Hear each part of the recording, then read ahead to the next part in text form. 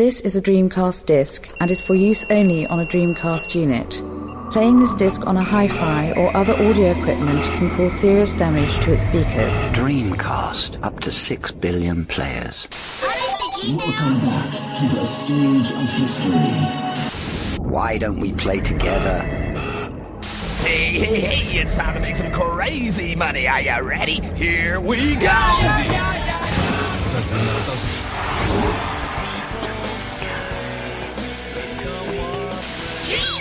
Please stop this disc now. Hello and welcome to episode 24 of the Dreamcast Junkyard DreamPod. My name is Tom and today we have a special guest I will come to in a second, but I'm joined by my usual co-hosts. I'm joined by, for the first time in 2016, we've got Rob. Hello. Hi Rob, Happy New Year. I know it's a bit late, but I've not spoken to you since New Year, so... No, Happy New Year to you too, Tom. Welcome to the future. And all the way from upstate New York, we have Caleb. Hello. Hello. I've already spoken to you, but I'll say it again. Happy 2016. Thank you, Tom. I hope your 2016 is going well. Guys, we have a special guest today, a very, very special guest. His name is Luke. Not that Luke, the other Luke. It's Luke Benstead. He is a man who is known on the internet as Luke. Is it Kazad or Kazade? It's Kazade. It's just like a really bad kind of Lucasade pun. Ah, see, that's all clear now. No one knows that. Like, literally the entire internet has never known that until just now. Well, it's an exclusive, a world exclusive. Exclusive. For those people listening to the DreamPod now, Luke is, I'd like to say, an expert when it comes to programming. You are a programmer, aren't you? Yeah. I wouldn't be very good at making things like this if I wasn't.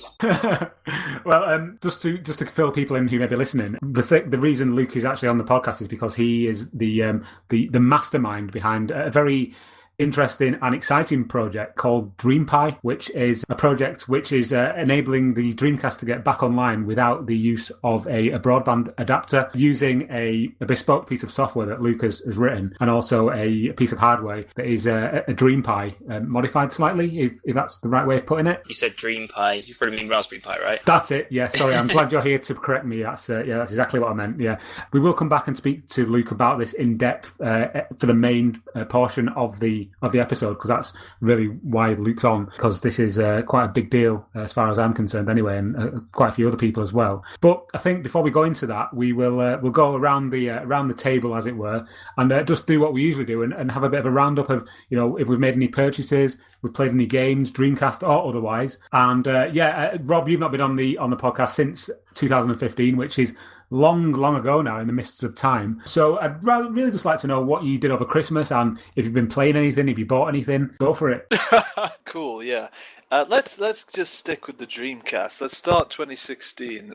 Because I think I talk far too much about non-Dreamcast related material on this pod, and it's called the DreamPod. So the one major purchase over Christmas is that I finally got my hands on a fanless Dreamcast. So I've got a fully boxed one with all the stuff that you would get with a new console, and it's in pretty damn good condition. So I'm really chuffed about that. It's one of those things again where I don't have it in my hands in my house at the moment, but it's on its way. So you sent me some pictures of it the other day, and for all intents and purposes, it just looks like a standard Dreamcast. I mean, I'm really intrigued by the fanless Dreamcast because I don't really know, how does the cooling work? I mean, I would assume that they all need a fan.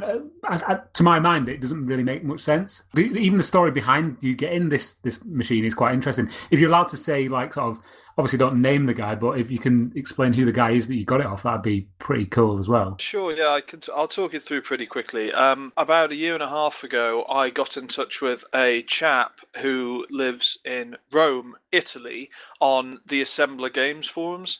I was looking for a chipped PS2, and despite my memory of being younger, and you know, literally you could get them everywhere. Anyone can chip you a PS2, and yeah. I just couldn't find one for months and months and months. I couldn't find anyone who'd do it for me, so I went on the Assembler Games forum and said I really need a chipped PS2. And anyway, long story short, and I will name him because he's a great guy. He's called Marco. And he got in touch and said, yeah, I can do that for you. Not a problem. So anyway, I got a PS2, but kind of stayed in touch with him on social media, mainly because, one, he's a really great guy, and two, he's one of the biggest collectors of video game hardware and arcade hardware in Europe. I'm not exaggerating here. This guy is a legend, and like one of the things he does is he collects old arcade cabinets and then does them up. Anyway, yeah, so he's a fabulous guy, and he's the reason why he can supply, or he's got such a great collection, is that he makes frequent trips to Japan, and while he's there in Japan, you know what it's like, you've heard the stories, he just buys up loads of cool stuff that he likes, that he thinks really cool, and brings them back, and and luckily he got back in touch with me around Christmas and said, hey Rob, you mentioned to me like a year ago that you were looking for a fanless Dreamcast. Well, I've got a couple in, and if you want one, let me know. And by the time I got back to him, one had already been sold. Yeah. But luckily, I got the second one. So yeah, that's really cool. I mean, to be honest, if that was mine, I wouldn't be able to resist like opening it up and having a look at how it kind of works inside. I can't say that I'm an expert at all. It's not. Yeah, I keep saying fanless. That's how I've ended up referring to this system, because people say that it's a water-cooled system or a liquid-cooled system, and I don't think that's true, actually. I think it's just heat diffusion pipes that they may be filled with gas, they may be solid, I don't know. Generally speaking, water-cooled stuff has to be like, you have to replace the water and whatnot. Yeah, that's right. Yeah, well, you have like dedicated, like, they call it water-cooled, but it's not actually water, is it, in the pipes? It's some sort of composite liquid. And as you say, Caleb, you've got to keep replacing it. So I doubt... I've always shied away from that. I've built my own computers and whatnot, but, I just do the thing where like there's a million fans and I hope for the best. I never do any of the more intricate cooling systems. The only reason I bring that up is because I was listening to the Best Friends Friendscast, their podcast, and Wooly was talking about how something went wrong with his coolant system, and somehow he didn't you actually have to top off the liquid, and you have to actually do maintenance on it and whatnot instead of just kind of just leaving it there until. Yeah, I'm quite into my Macs, and I was looking at getting an older G5, and I heard that the first model of the G5 Power Mac has got this cooling system where the pipes can leak and this liquid can come out and go all over the main board and all that kind of thing. So yeah, I'd be really when you get it, I'd be very interested to know kind of if you can sort of have a look and see how it works. That'd be really interesting. Yeah, I'll definitely take the top off and get some pictures on the site. So yeah, excellent. Apart from that, have you made any gaming purchases, or have you played anything? Or? Yeah, I've just made a couple more Neo Geo Pocket Color purchases. You probably don't want to hear about those. Yeah, go for it. I'm quite into the Neo Geo these days myself, as you well know. I got a Japanese copy of Samurai Showdown, which somehow had completely escaped the collection. It's one of those things where that's one of the games quite hideously expensive if you buy the English version, but if you buy the Japanese version, it's a fraction of the price. So I picked that up. I got a couple of sort of arcadey games, like gambling games. Neo Cherry Master is one of them. Yeah, but they're not really much to write home about. So yeah. I'm also at the moment bidding on a Hanshin Tigers Neo Geo Pocket Color, which is quite fabulous, really, because just imagine Neo Geo Pocket Color, but then with tiger stripes. So it's yellow with black stripes all over it, and it looks really cool. Sounds pretty sexy, that, Rob, to be honest, I must say. I tell you what, it turns me on that Anyway, enough about the Pocket Color. Let's move on quickly. Let's move on. Caleb, yourself, Hills, what have you been doing? Well, I have been just crying because all my eBay auctions I've been outbid and I've not been able to find anything. When it comes to purchasing Dreamcast stuff, it's always very much there's nothing in this area. I go to all the thrift shops and whatnot, and unfortunately for this area of New York, it's just nobody bought the Dreamcast stuff, so there's literally never anything around. I see the systems every once in a while, but I never see any games or anything like that.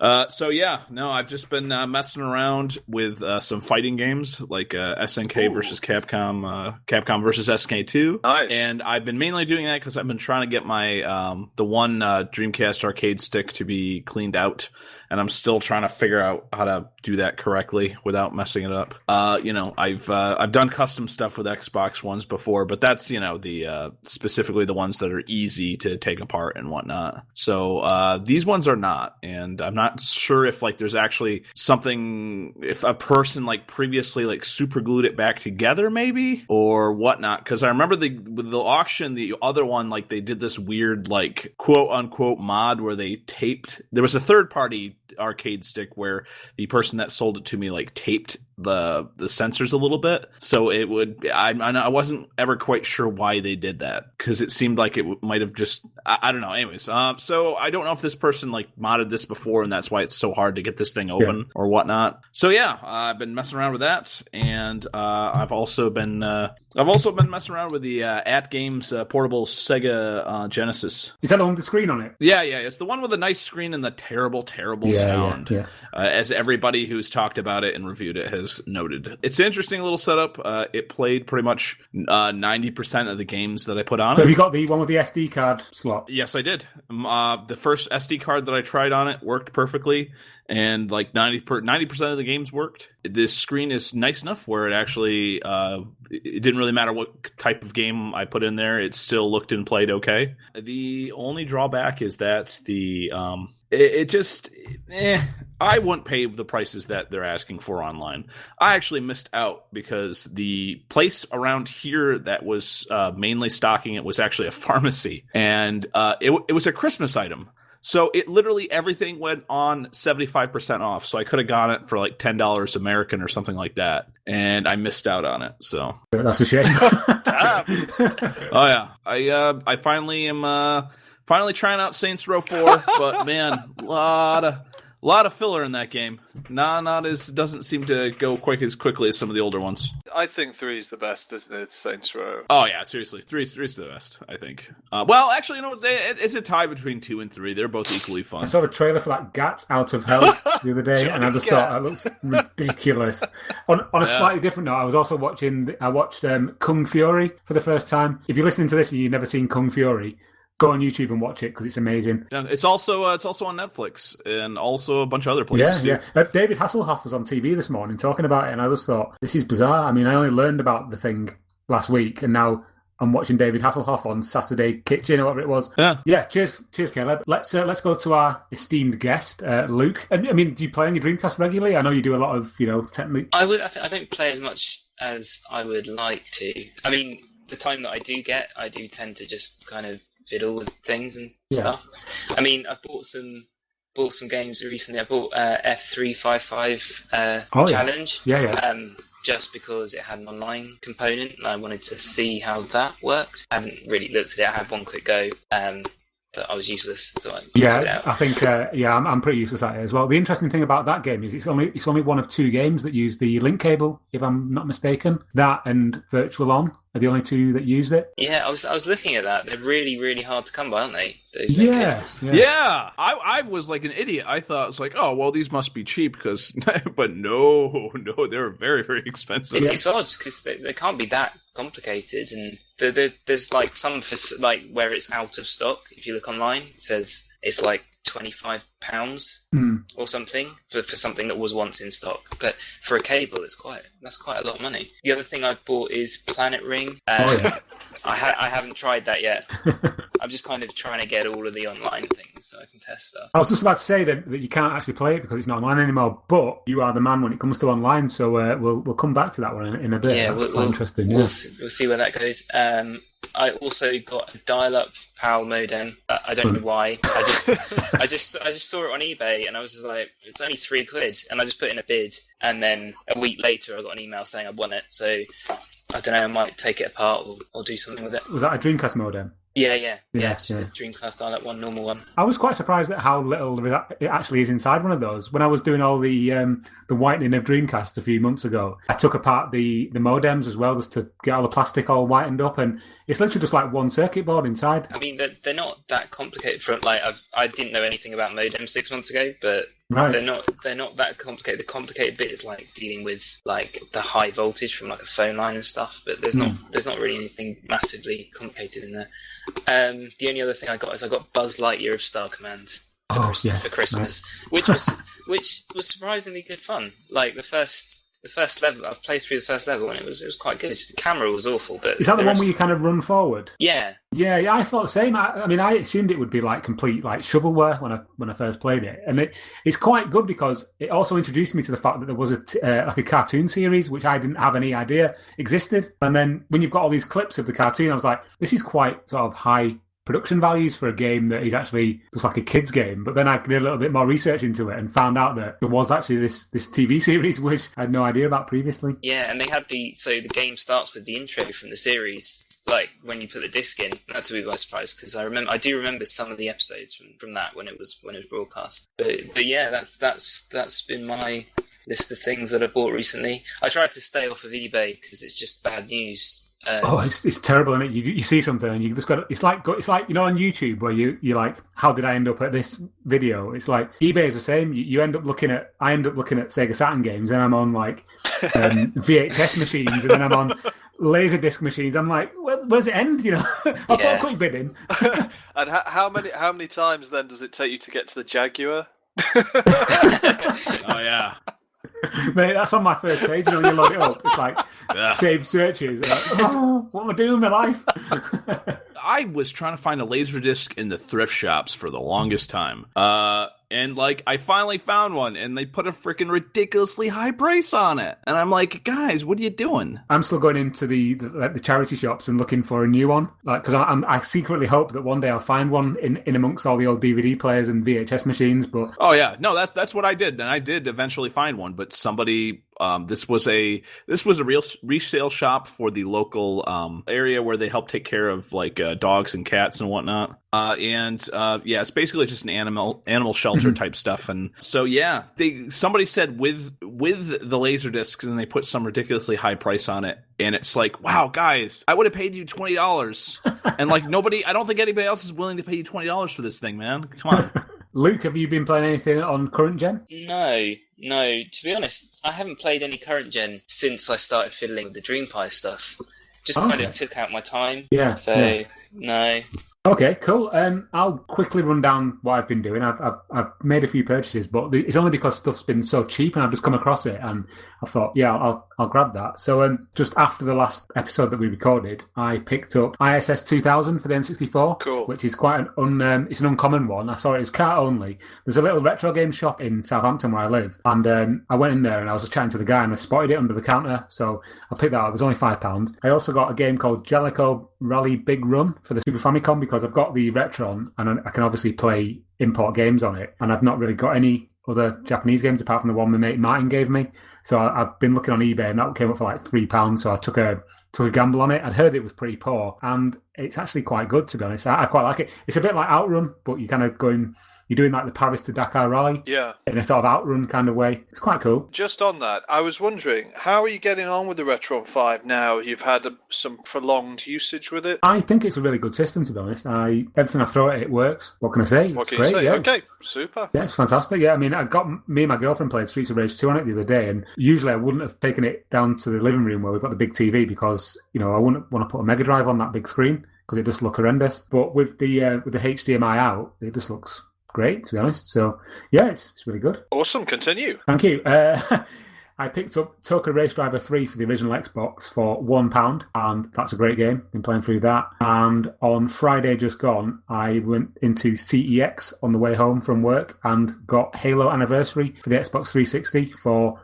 £5. And again, been playing through that. I love Halo. I've said it many, many times before. Wait a minute. Anniversary, I'm not familiar with this. Is this a remake of the original Halo, or is it multiple games? Literally just like the original Halo, and you can switch on the fly between the original version and the new kind of remastered with new graphics and things. No, I remember one of those re-releases, like it just didn't work properly for like a really long time. I think that was the Master Chief Collection on the Xbox One. Yeah. That was the big one. I mean, let's not talk about it too much, but yeah, obviously the original Halo was top fun. I think was that the last like big game where like you would have like, 6 people in the same house and you would have hooked up like multiple TVs and stuff? Do you think that was the last I'm not entirely one? sure. I mean, I know at these events we go to occasionally, like sort of the Play Expo events, they always have networked Xboxes, like Xbox Originals playing like Halo or 360s playing like Halo 3 or whatever. And that's quite cool. But as far as numbers of people to play in a networked environment, I'm not entirely sure, to be honest. Yeah, because I think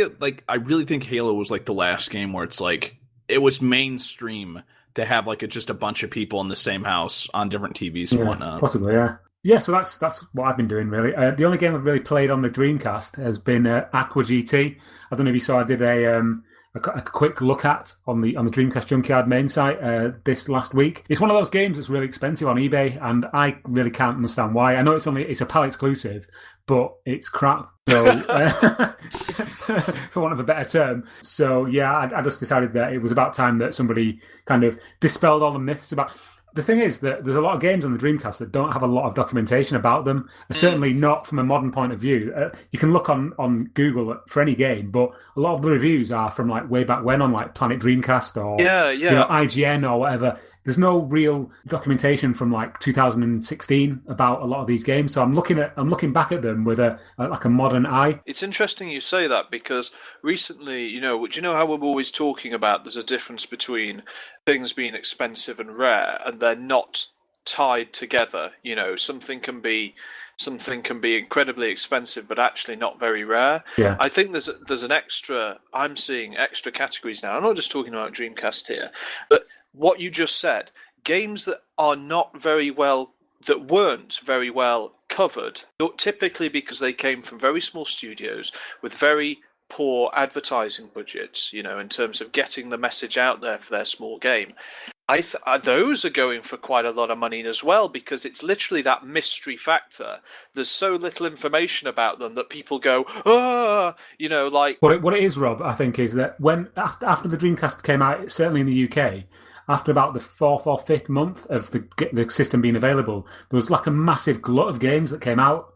And a lot of them kind of fell by the wayside. You had things like Super Magnetic Neo, again, Aqua GT, Surf Rocket Racer. These games, they all came out at the same time as other big releases, and they kind of fell by the wayside. And like I said, there's not a lot of documentation about them online. And also, again, with a modern head-on, to actually look at how... The current secondary market, too, I mean, I think it's just influenced by a lot of stuff.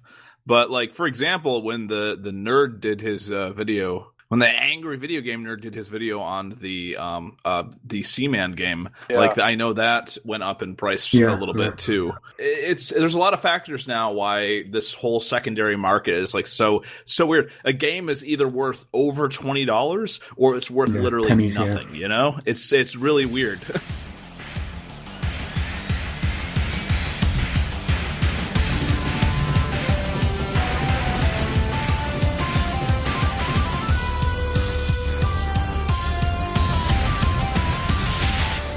That's what we've been doing. That's what we've been playing. And I think it's about time we came on to the main meat of this particular episode, and the reason for our good friend Luke being on the episode. And that is because he is a man who knows his way around a Dreamcast and also around a Raspberry Pi, and has created this rather ingenious contraption called a DreamPi. Not only that, but the soon-to-be-released software known as Dreamcast Now, which, for all intents and purposes, looks or aims to be a kind of... Would it be right in saying it's kind of like an Xbox Live kind of thing for the Dreamcast? Yeah, I mean, it's obviously not as full-featured as Xbox Live, but it's going to kind of show when people are online and what games they're playing, which is already, I've only got 2 people testing it, but it's already really cool, seeing, PC Wizard 13 is playing Star Lancer. Do you know what I mean? And I'm hoping that when I roll it out, when this podcast goes out, cool, it'll be online. Fantastic. I'm hoping that people will play more games online because they'll be able to just quickly see, somebody's playing online, I'll go play online. Yeah. So yeah, I'm really excited about that. Okay, I mean, what we aim to do here is kind of basically give this information to the Dreamcast community, and for those people who are maybe probably a bit like me, a bit of a layman when it comes to like the online kind of thing, we'll go right back to the beginning and talk a little bit about your history with the Dreamcast and how you got into like programming these kind of weird and wonderful software packages for the Dreamcast. Before we do that, though, I mean, I'd just like to ask what other people's, Rob and Caleb, what your experience is with the Dreamcast online. When the Dreamcast was contemporary, I had my bedroom was on the top floor of the house. We lived in a three-story house. So I had this cable running all the way down the stairs to the phone point near the front door. And literally all I could really do with it was browse the internet. And obviously because like I wasn't in charge of the phone bill or anything like that, it was literally limited to about, an hour, a week where I could like go online. And I can't even remember really what I looked for because there was not really that much online then. As far as I would, you can say, you're probably looking at porn. Well, no, I wasn't really. I was, Oh, wow! You read my mind. I was gonna. We were all thinking that. I was Tom. I was literally considering putting on a really bad accent and pretending to be your parents, saying, "Now, don't you go looking at those bad sites." I really wasn't. I was looking at I was on Dream Arena looking at reviews. Where it would take about 10 minutes for the next page to load up with that stupid noise, that. When you're like clicking through things. So yeah, I mean, my experience of like online with the Dreamcast is pretty limited. It's limited really to browsing, and I never really played at all online games with other people because I just couldn't. I don't know about you guys. What's your experience? I know you came quite late to the Dreamcast, Caleb, after it probably shut down. I never had any experience really with the Dreamcast when it was still online, the SegaNet and all that whatnot. In the US, I actually got mine at the very last bit of the cycle. I bought my Dreamcast from somebody who was upgrading to an Xbox. And so they sold me their old Dreamcast system that, I had spent hours with them playing in the college dorms, playing Soul Calibur and whatnot. I bought it. And I never had a chance, really. I had a computer at that time. Yeah. This was late in the Dreamcast cycle. This would have been 2002, 2003. And Dreamcast is pretty much already kind of done. And so I never connected it. And then afterwards, I did the whole thing like everybody did. We all read the articles on how to connect it using your computer. And it was so complicated to set it up that I just never did it. Because it was just like, I would love to do this, but I can't justify the time it would take to do, the whole thing it was before. Because that was the system where you plugged your phone modem into your computer, and then your computer's Ethernet modem, and all this other stuff. And it's like, I don't want to do that. What about you, Rob? Yeah, I think I've mentioned it before. Kind of very similar to you, Tom. Like, I made that joke about the crumbling copper wires. The Victorian infrastructure in the UK, which was still kicking round, and yeah, very limited. Bit of internet browsing. The major game that I have good memories of is Quake 3 Arena, but the problem with Quake 3, I'd come from I'm into my PC, and I certainly was around that time very much so, and it was just the experience obviously wasn't as good as on the PC with mouse and keyboard. So yeah, very limited actually during the day. I can remember seeing Phantasy Star Online being played. I forget where, but yeah, not really much else. Yeah, and I mean, Luke, what's your history with the Dreamcast? Were you there from day one, or have you come to it later on, or what? I was always a Sega fanboy, like really badly, and I had like a Master System, and then a Mega Drive, then a Saturn, and then I was following, reading the Dreamcast magazine and stuff, and I think maybe the Saturn magazine was like talking about the Dreamcast before it came out. But on day one, I was in HMV playing like some game or other, but I couldn't actually afford to get one until I think the following Christmas. So it came out in, October 99 in the UK? Is that when it came out? It wasn't that Christmas, it was the following one. So I had like a year of just generally pacing around waiting to play these games and just camping out in HMV. But yeah, it's funny actually. You mentioned HMV. When I used to go to college in Manchester, we used to go at dinner time or lunchtime, as you call it in the south. We used to go to HMV in Manchester City Centre and play on Virtua Striker 2. A big group of us. Sorry, it just came back to me then. Sorry, carry on. Yeah, no, I remember playing Incoming and Ready to Rumble Boxing and stuff. like in the shop. But yeah, I didn't really play online. I just mainly because I was worried about phone bills and whether my dad would kill me. So I think I played one game of Phantasy Star Online once, and that is all I did because of that. I was terrified of that. As for the recent kind of stuff, I'd always wanted seen online, like this PC-DC server thing. Yeah. I think that's what Caleb was referring to. And I was like, one day I'll do that. And then I didn't. And then I bought a Raspberry Pi, and I was like, I could use this. And then I didn't do anything. And then I bought a modem, and then I didn't do anything. And all this stuff was sat in a drawer for like 3 years. And then earlier this year, I just was like, okay, I'm finally going to do this. And I was following the article, like the tutorials and how to set it up. And I was like, what, you still have to answer? Like, you dial on the Dreamcast and you have to time it right to answer it on the other end. Like, it wasn't like an automated thing. And I was just like, I can fix this. This is something I can fix. But before we get into that, what's your background with like programming? I mean, you're a programmer professionally. Yeah, I spend way too much of my life programming things. So I started programming about the same time the Dreamcast came out. Actually, yeah, you got a lot of experience then. Yeah, a long time ago. Yeah, I always wanted to make games, but I never actually did, or I never actually finished them. And I've just been programming literally full time, except for when I went to uni. Then it was mainly drinking. I can identify with that, definitely, yeah. I got a proper job doing programming, and I've been doing that ever since. Yeah, I do a lot of that. So, for those people who maybe don't know, I mean, because I've been, at work, I've been going, I'm going to get a Raspberry Pi, and everyone's like, what the hell is that? And I've been trying to explain it in the best way that a thick person can. For those people who are listening, Luke, you're probably the best person to explain this. What exactly is a Raspberry Pi? So, a Raspberry Pi is just like a mini computer, just on a single little circuit board. It has like HDMI output for your TV and monitor or whatever, and it has USB slots and stuff. And the thing that's confuses people is it doesn't run Windows; it runs Linux because it's not an Intel. I think you can run Windows on now. I think Windows has been ported across, but it's more for kind of experimenting, really.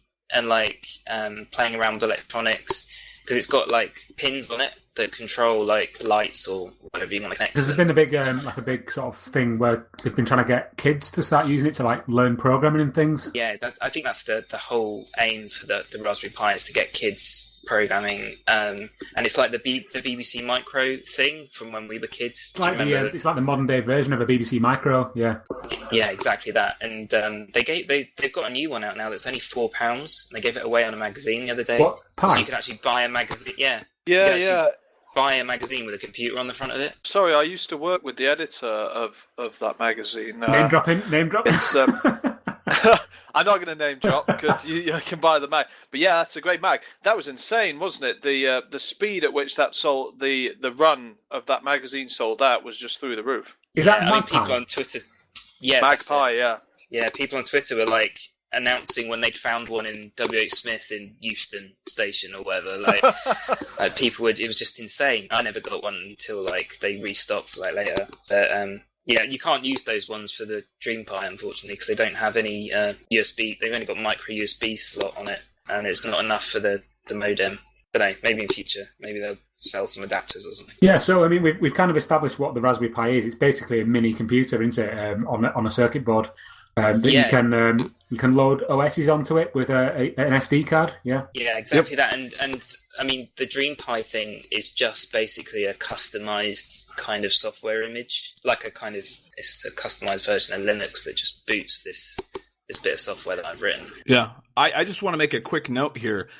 Here in the USA, there's a big thing with the public libraries and makerspaces, where there's been a kind of a push to have stuff like 3D printing and programming be available to like more people. So a lot of the bigger libraries have makerspaces now where people can actually go into the library and do this kind of thing. Wow. Yeah, in the library, and one of the big things that a lot of the libraries who have makerspaces have is they have Raspberry Pis. So if anybody's interested, you should check your local library and see if anybody in the area has a makerspace around where you can go in and mess around and just see what a Raspberry Pi is and whatnot. That's really cool. I wish there's something like that in the UK. That'd be amazing. However, going back to the Raspberry Pi and DreamPi, essentially, Luke, in a nutshell, what is DreamPi and what can you do with it? So it's kind of basically like an enhanced version of that DC PC server thing. Right. So you connect your Dreamcast to like get a phone cable, connect one into the Dreamcast, one into like a USB dial-up modem, which are really, really cheap on eBay, like £7 or something.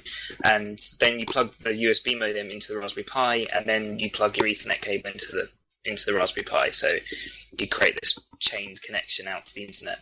Yeah, and so the DreamPi is just basically, because the Raspberry Pi boots from an SD card, the DreamPi is just basically a software, like an image that you can write to the SD card, and then you can turn it on and treat it like it's just an appliance, like just a box that does magic. And yeah, I mean, my aim is to make it as easy as possible for people to get online. So essentially what the DreamPi is doing is basically enabling the Dreamcast in 2016 to go back online without a broadband adapter? Yeah, exactly. Yeah, I mean, it does a few things that the DC PC server didn't. I mean, the first one is that it answers the dialing of the Dreamcast. So when you dial on the game, it hears those tones. That, you know, that when you press the phone keys, the tones you hear on the phone, it hears that, and then it knows that it should be doing something. Before, you had to literally dial the Dreamcast game and then go to your PC and answer, like, manually. So that's the first thing the DreamPi does, is listen.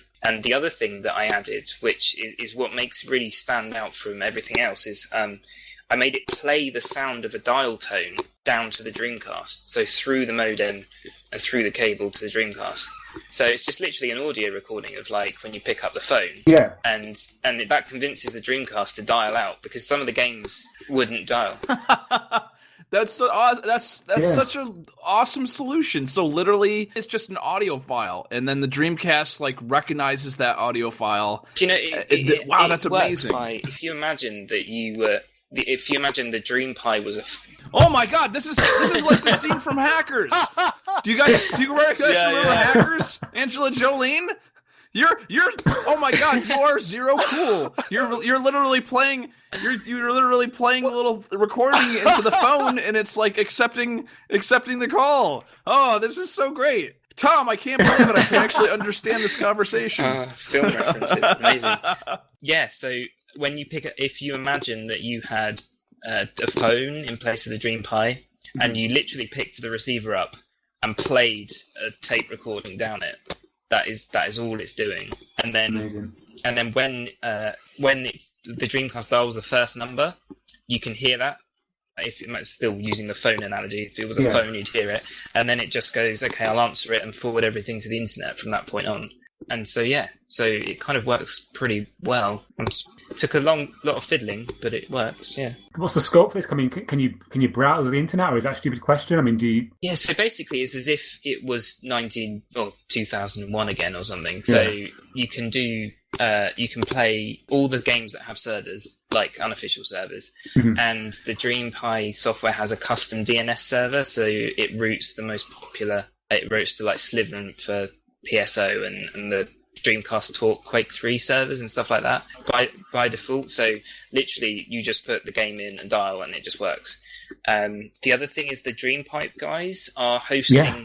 They're hosting like old snapshots of the game websites, so like the Sonic Adventure website or whatever. Yes, yeah. No, Dan from DreamPipe contacted me last week, and we had a little bit of a dialogue over email, and your partnership with them is really interesting as well, because it's kind of like a central hub again for the Dreamcast community, online. It's really interesting. Yeah, I mean the Dreamcast Now stuff kind of came around with from a conversation with Dan, because another thing so there's two games that don't work, that I know that don't work, and one is Toy Racer, right, and the other one is the PAL version of Quake 3, because both of those games, they try to authenticate with Dream Arena, which obviously isn't switched on anymore. So I've been trying to reverse engineer that to try and run a new Dream Arena server so that all the games work. Wow. I haven't made too much progress. I know a bit, but it's getting there.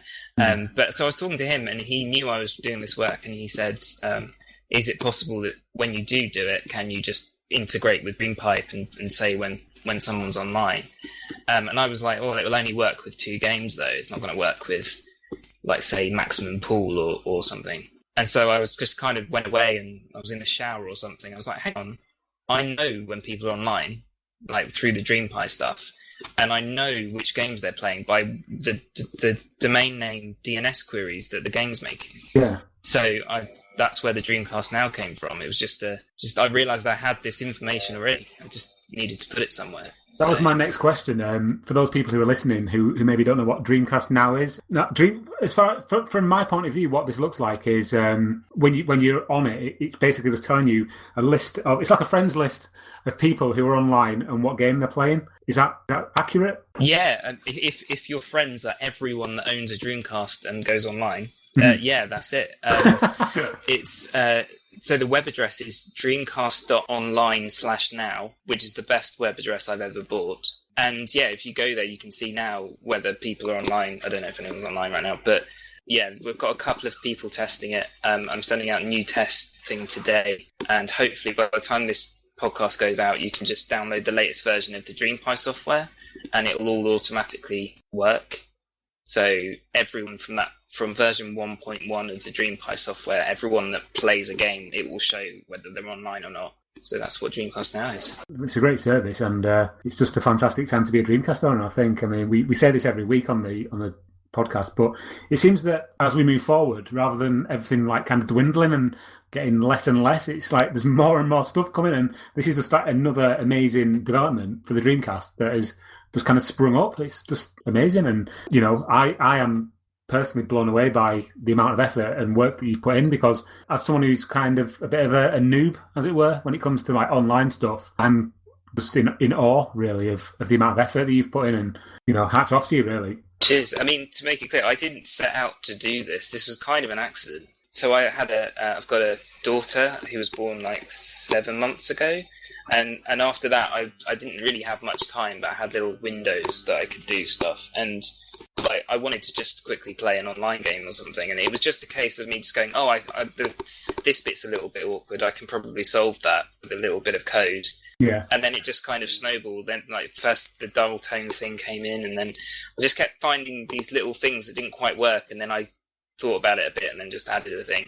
And then Dreamcast Now is just another thing of, wouldn't that be cool? But I'm kind of getting to the point now, though, I think it's kind of finished in quotes. It works now. There's a few people who have little problems, but the main problem that everyone has is that you need a line voltage on the cable between the Dreamcast and the Raspberry Pi. Now, is this for everybody, or is this just for like people in the UK, or is it different in the US? So before I started doing this, it used to be that US modems were okay and PAL modems needed voltage. Or no, not all US modems. I think there's like Model A and Model B, and one of them didn't need a voltage, one of them did.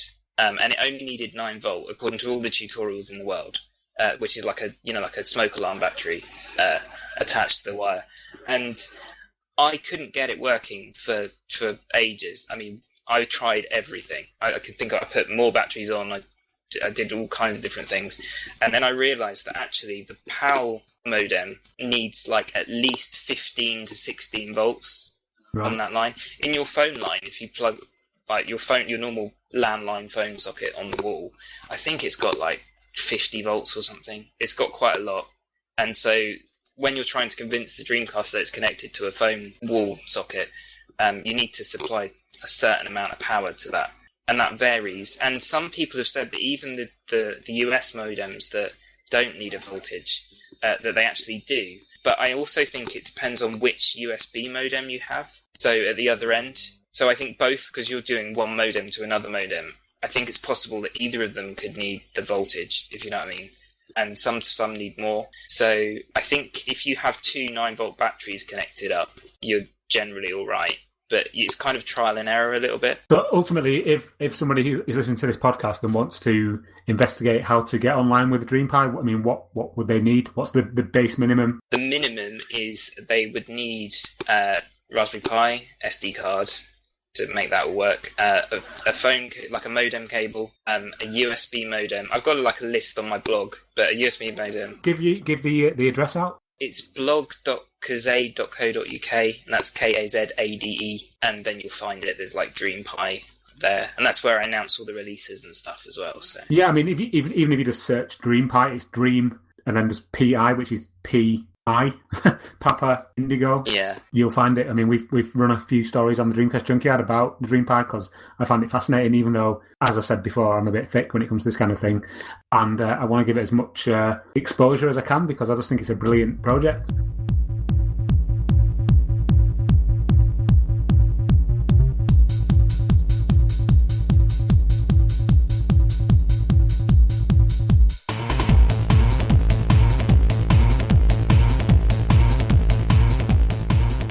Luke, we've got a few questions from people on the Facebook group. Are you okay if we just quickly run through them? If you can answer them as best you can, is that okay? Yeah, sure. Excellent. Okay.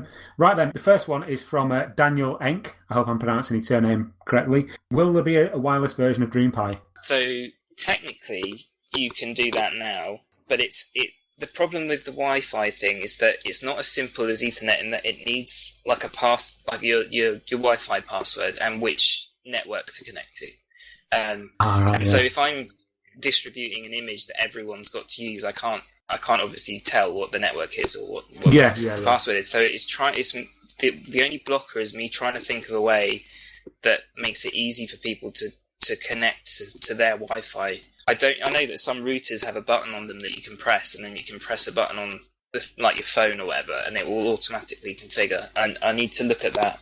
So really, you can do it if you have the know-how now. If you know your way around Linux and you know how to fiddle with the configuration to get onto your Wi-Fi thing, you can do that now. But I can't support it because I can't make it just work for everyone.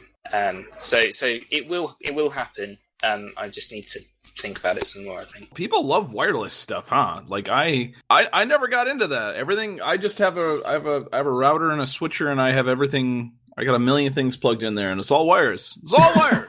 Wireless never works anyway. I keep losing the audio on this just because my Wi-Fi decides that it's going to... See, people talked about Steam boxes and whatnot. I got a $10 really long HDMI cable, and it's along the floor with the 6 other cables that I have all to my internet devices that are all... And it works and never fails.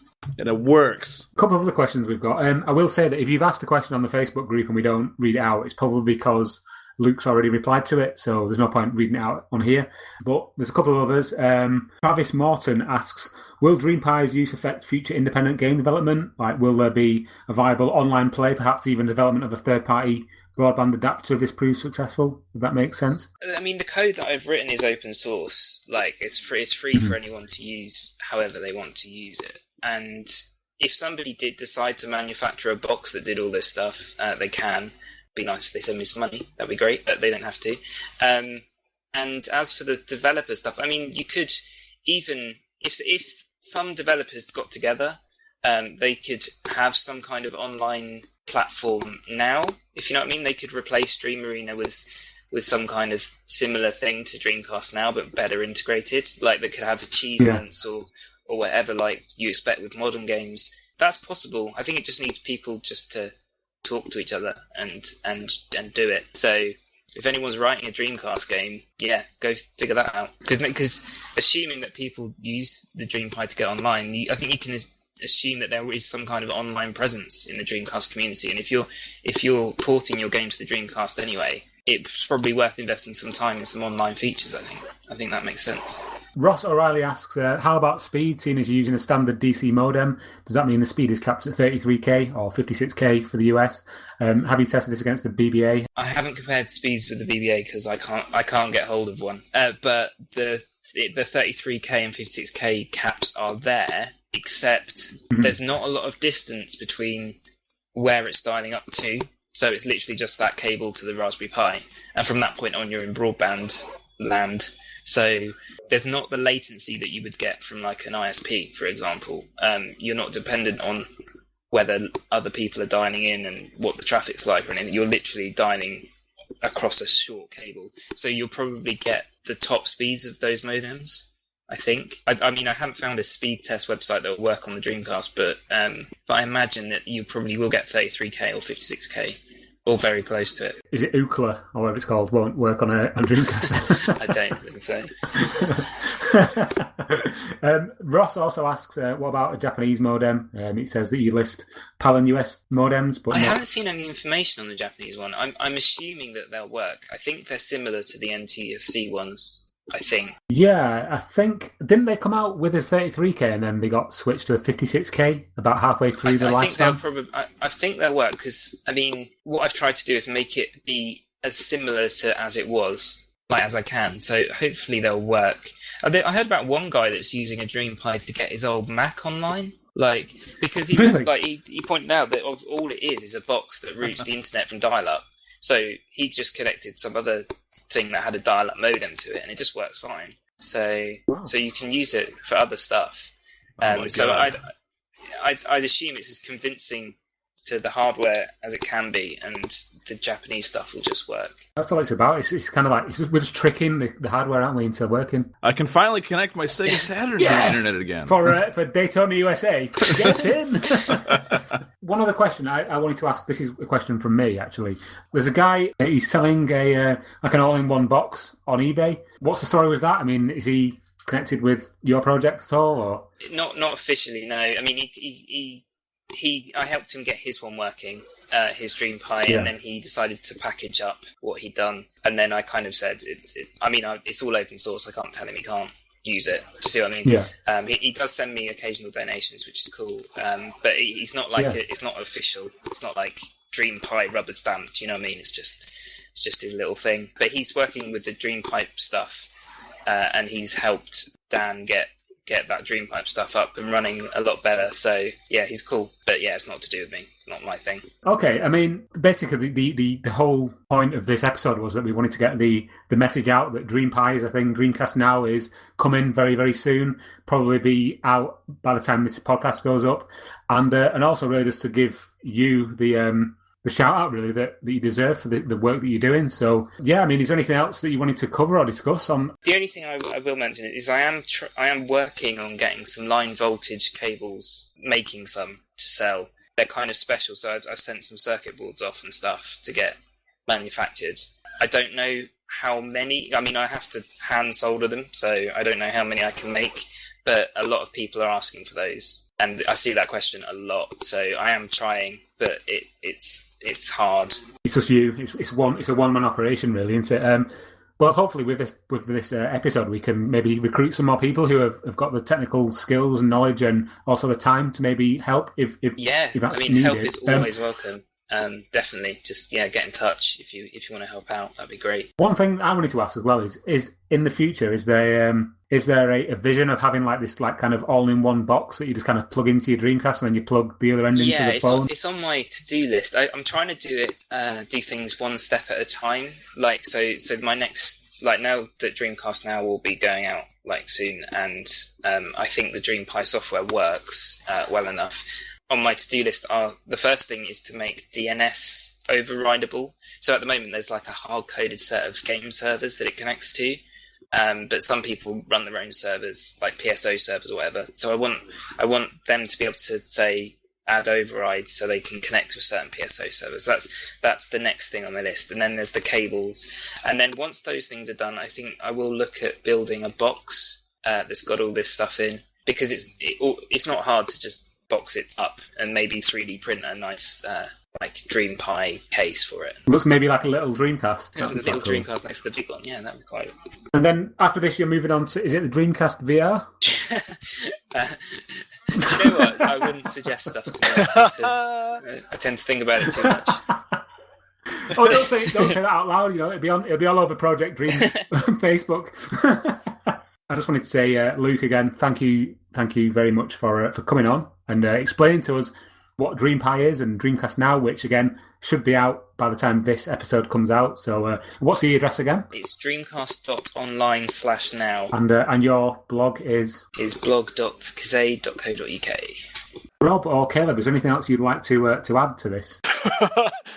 No, I'm good. I'm very excited about the cable. I mean, it would be very interesting to have that set up. Guys, I think we've kind of come to the end of the episode. It's been very educational, certainly for me. Anyway, I mean, I've said it probably about 3 times now on this episode, but I'm not the most learned person when it comes to this kind of thing. So it's been very interesting and enlightening. And I just hope that people listening have not had their brains completely like frazzled and fried because they're used to us talking about what we've picked up on eBay and how shit Blue Stinger is. So if they have, I apologise. I'm sorry.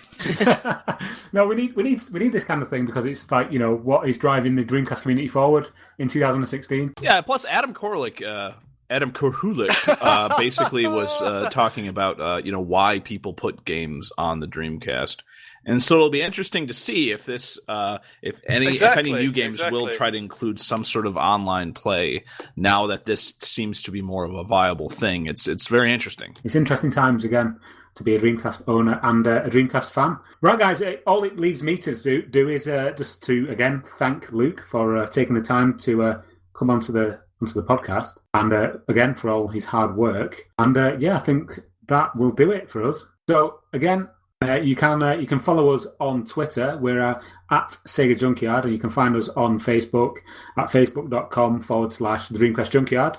And again, we also have the main site, which is www.thedreamcastjunkyard.co.uk. We are up for a UK Blog Award, so if you listen to this point in the podcast, go to the Dreamcast Junkyard main site, look on the right-hand side of the screen, you will see UK Blog Awards, click on that, go to the website, leave us a little vote thing, it takes 10 seconds. Likewise, if you're on iTunes, go to iTunes and leave us a nice little review because that obviously helps us get more listeners and more exposure on iTunes. But I'm Tom, that's Rob, and Rob is on Twitter at Nicholas J. Caleb is on YouTube at Blandco, C-O, Blandco. And Luke, you are on Twitter at Kazade, Kazade. One last time, you can give your blog address out again. blog.kazade.co.uk. My name is Tom, and I'm on Twitter at TomLeeC. That will do it for this episode. Thanks very much for listening, and goodbye. You guys want to say goodbye as well? No! No. Don't make me say goodbye. Please stop this disc now.